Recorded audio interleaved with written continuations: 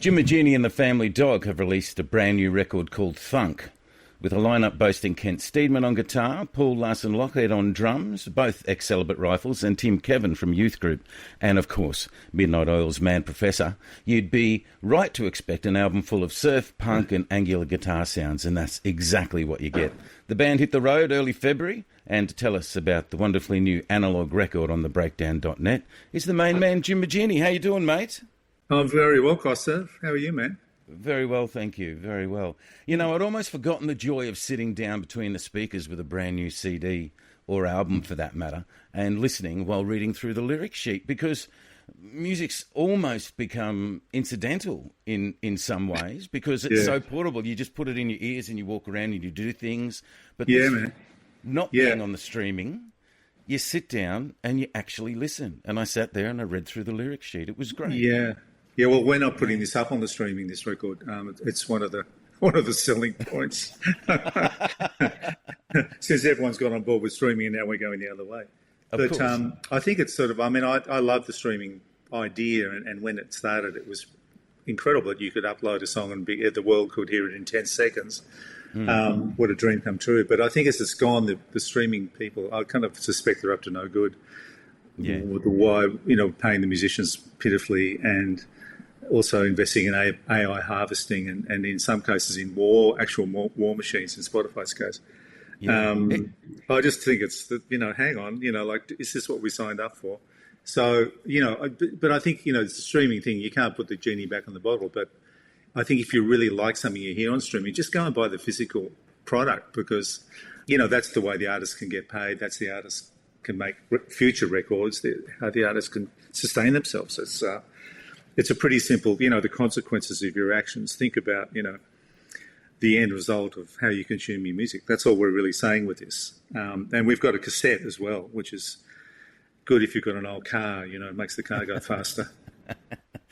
I was wondering how many, I spoke to my daughter about this and she said, has anyone got cassette machines anymore? Well, they're coming back, like the VHS. No, I mean, no, that's probably not. But it's just making the point that, the physical product is great. And the whole thing's been recorded in an analogue way, the whole record. I love the sound of old records. They just sound more spacious to me. And again, I think that's the flow on from the streaming, how artists no longer have budgets to go into proper studios and make records, because they're made in a bedroom on a laptop. Okay, nothing wrong with that. Look at Billie Eilish. That's what she does. But it's done in a beautiful way. But the big halls, the big recording studios of the world are all closing down because of this. Because there's no budgets anymore to make records. You're basically giving your record to the record label for free if you want to get them to put it out. So that's unlike the old days. I know. I don't want to talk about what it was so much better in the past, but it kind of was in that sense, because, I mean, you could use real microphones, fantastic engineers. Everyone could play live in the one room, not overdubbed. Like in COVID, I think everyone started file sharing and everyone started overdubbing and then putting together records like that. Again, nothing wrong with it, but, there is another way of doing it. And I think in some ways it has a lot of advantages. And it's quicker to make records when you're playing live too. Well, it has the breath of life.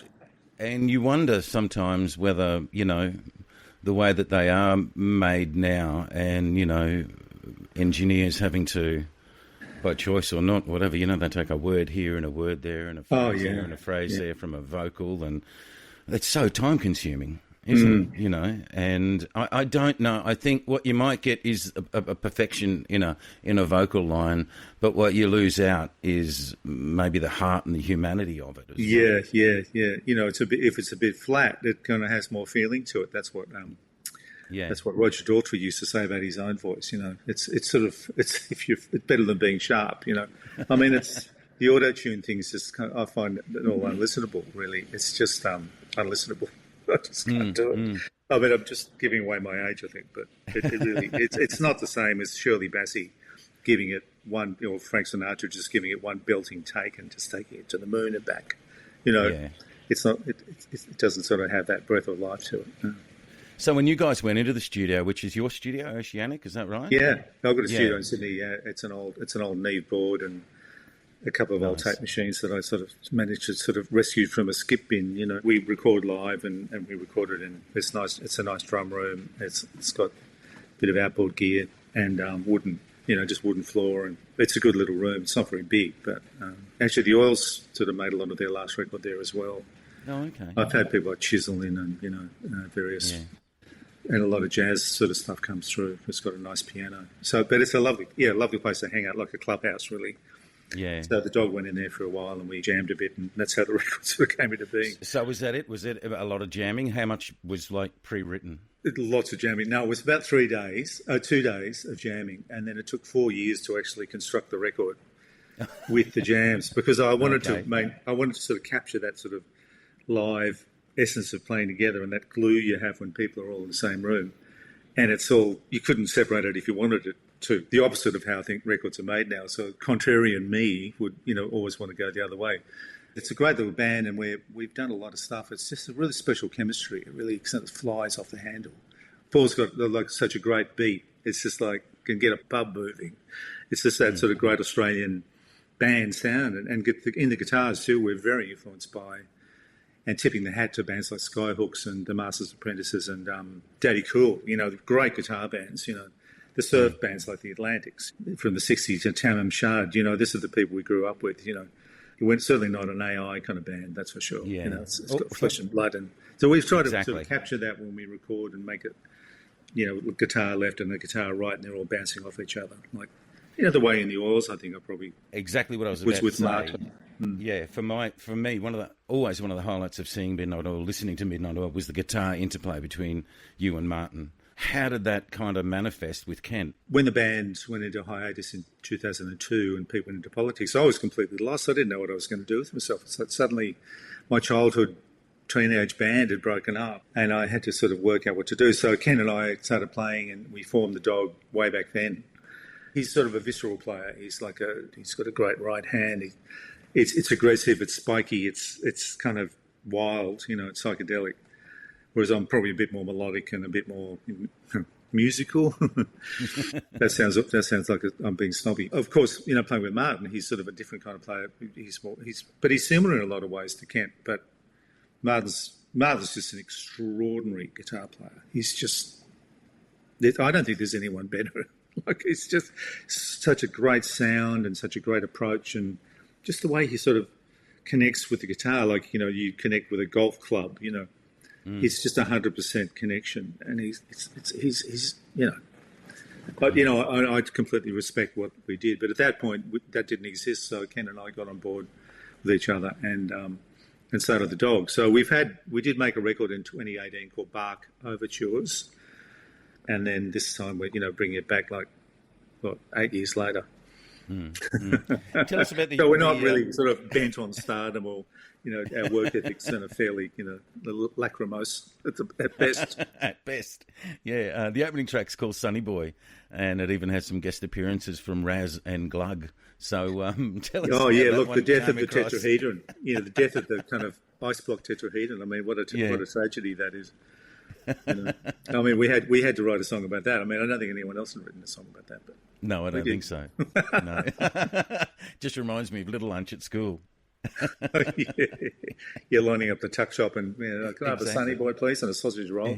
There's a couple of tracks where I could easily hear Peter Garrett singing the words. Do you sometimes hear his voice? Yeah. Writing lyrics? Yeah, I do. I mean, I think on this record, I think there's sort of real echoes of Midnight Oil's first album, which I only figured out after we put it all together, that there's a very live in the studio quality to it. Again, that first record, we were all in the same room at Albert's, actually, where AC/DC made their records. In fact, I had my amp in the same place that Malcolm would have his amp, facing the wall.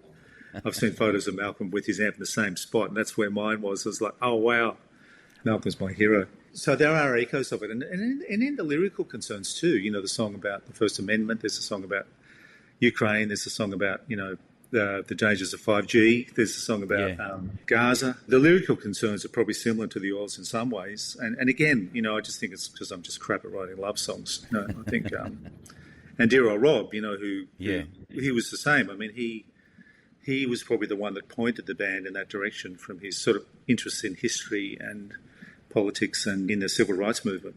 He was sort of embalmed in that when he was at university, and I think a lot of that came through in our early stuff too. So there was certain echoes of Midnight Oil in that.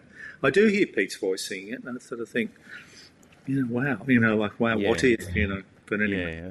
Well, the two that kind of got me was the one that you mentioned, the First Amendment, and My Advice to You. Those two, I could just thought, wow, these could easily be, Well, it's a rap, I mean, Pete's a rapper, I don't know why he hasn't got into hip hop, but I think he'd be great.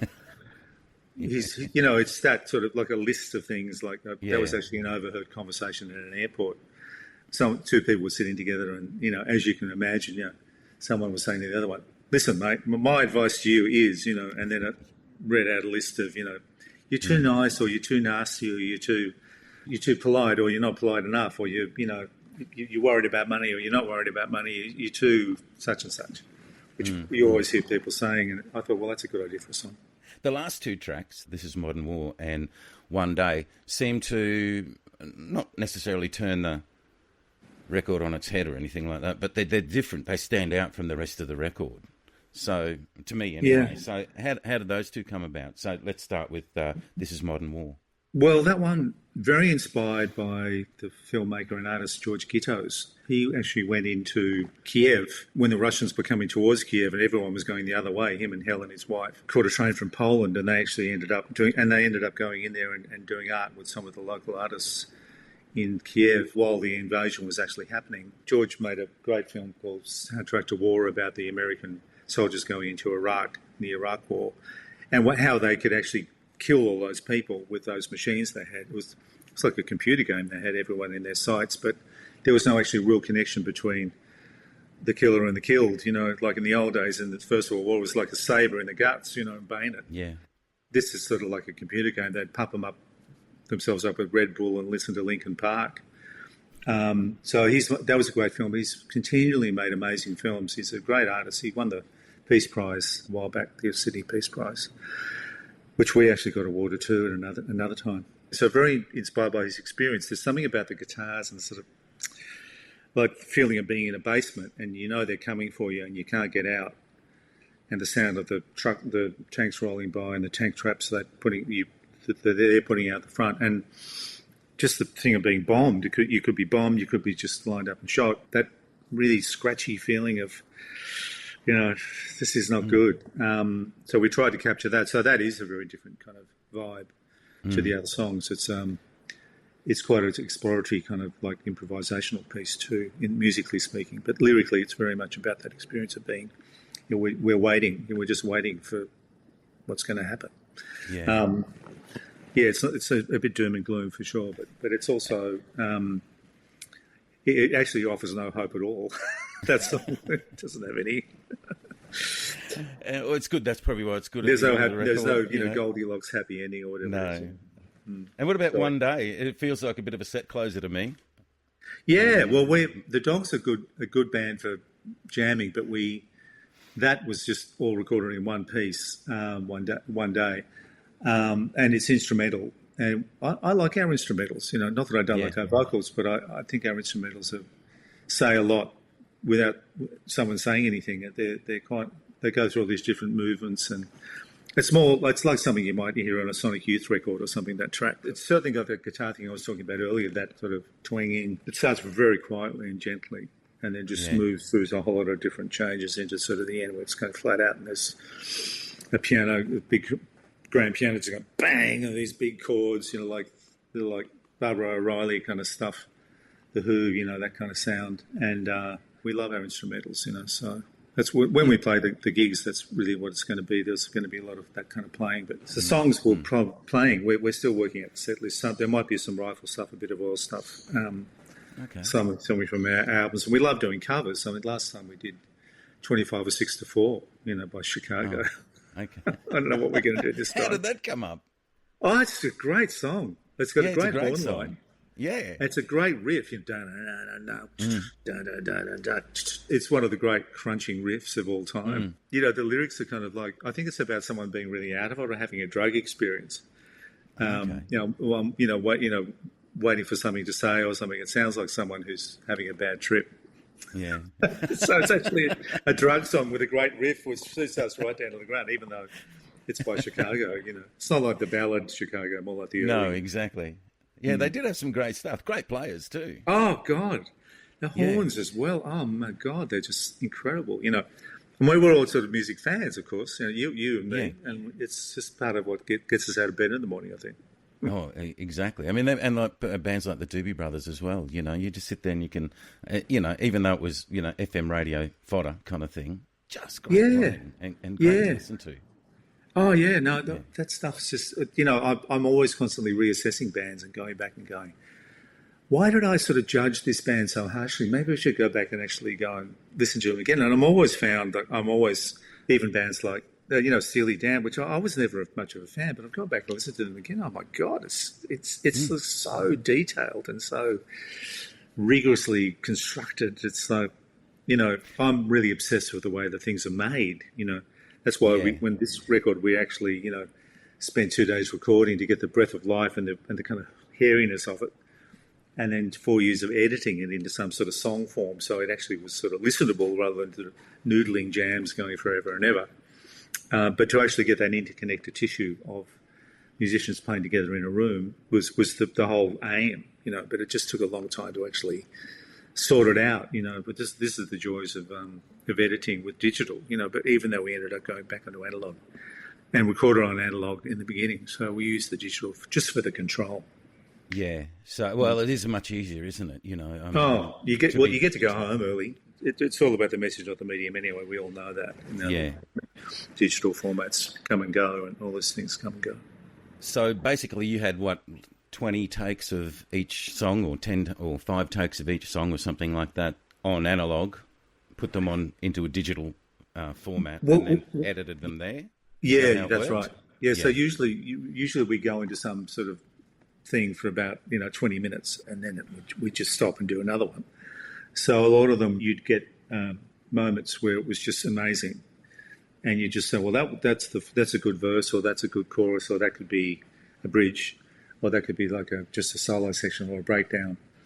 And you kind of, I think that's part of being a songwriter. You realise when it's on the way to something, it's probably a bridge, but if it's kind of on a groove, it's probably a verse, and if it's sort of explosive and joyous, it's probably a chorus. And then we sort of construct like that. And sometimes we'd actually sort of Frankenstein pieces from the next day back into the first day, just because, that'll go well together. So there was it's like editing a film, really. I was going to say, no wonder it took you 4 years to put it back together. Well, we didn't do it every day, Costa. Yeah. We wanted like Robbie Robertson and Martin Scorsese doing The Last Waltz, it was a great process, and it's a good, because it has that breath of life. I think it was easy to construct. You're on the breakdown. I'm talking to Jim Moginie from Jim Moginie and the Family Dog. The album is called Thunk. The band are hitting the road Saturday the 7th of February, Coaldale RSL, 12th of Feb at the Brightside in Brisbane, Imperial Hotel on the 13th of February. That's in Umundi. The Coolangatta Hotel, Saturday the 14th. The 19th of Feb at the Basso in Canberra. The Marrickville Bolo, the 20th of Feb. 21st of Feb at the Avalon RSL, Theatre Royal in Castlemaine in Victoria on the 12th of March. And the Brunswick Ballroom on the 13th. And you're hitting Hobart as well on the 14th of March. Good luck, Hobart, because they don't get too many shows.